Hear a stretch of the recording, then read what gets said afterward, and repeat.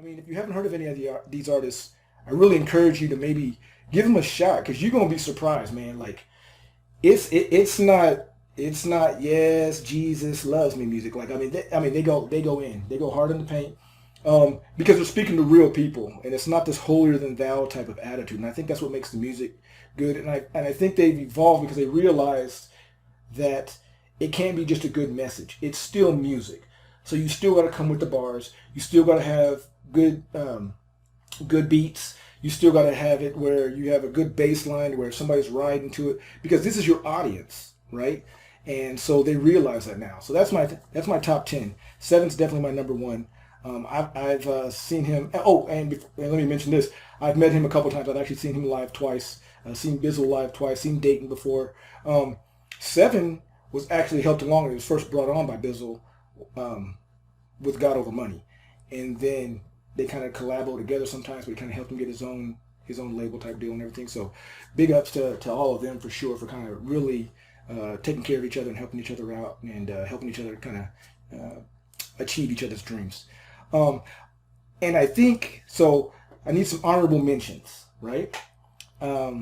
These guys I've been listening. These 10 I've been listening to for quite a while.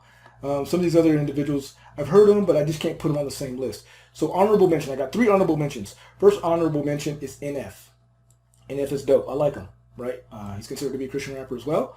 From what I understand, there's a little bit of beef that Eminem had with him. I'm not really going to go into that because I'm just not real well versed into really what was going on. But NF is an honorable mention for sure. Jin, who I mentioned before, Jin, he's dope. Honorable mention. Good person, just class act all the way around. Chance the Rapper, I appreciate Chance just because it's awesome to see his growth, right? Like he started with kind of like an acid rap type of deal, right? And then he's kind of just kind of transform into this rapper that he is now, and this man that he is now. Like people in Chicago want him to like run for mayor, and dude's like 26 or something. So big ups to him. I think the future's really going to hold a lot of big things for him, and not just in the music realm. I mean, I think Chance the Rapper has the ability and the potential to just really. I mean, dude's so young. I mean, this dude might. I mean, he might be president one day. I mean, he can literally run for president 40 years from now. He'd only be in his 60s. Like that ain't no worse than the cats running right now than in their 70s. I mean, so we'll see what happens with him.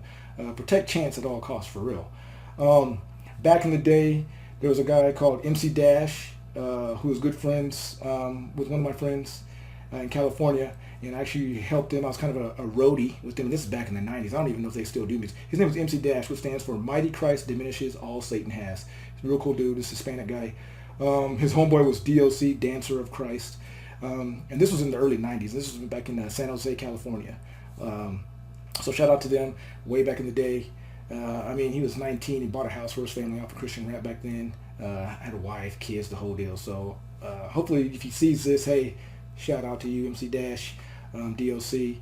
Then there was these older guys, and I had them on cassette, which I probably still have the cassette over here somewhere. PID. These 2 brothers. And their group is called PID, which stands for Preachers in Disguise. So I'm really dating myself because if you know anything about those 2 guys, I mean, man, I first heard of them when I was like 16 or something, 15, 16, 17 years old, somewhere in there. So I mean, literally, that's like 30 years ago. So shout out.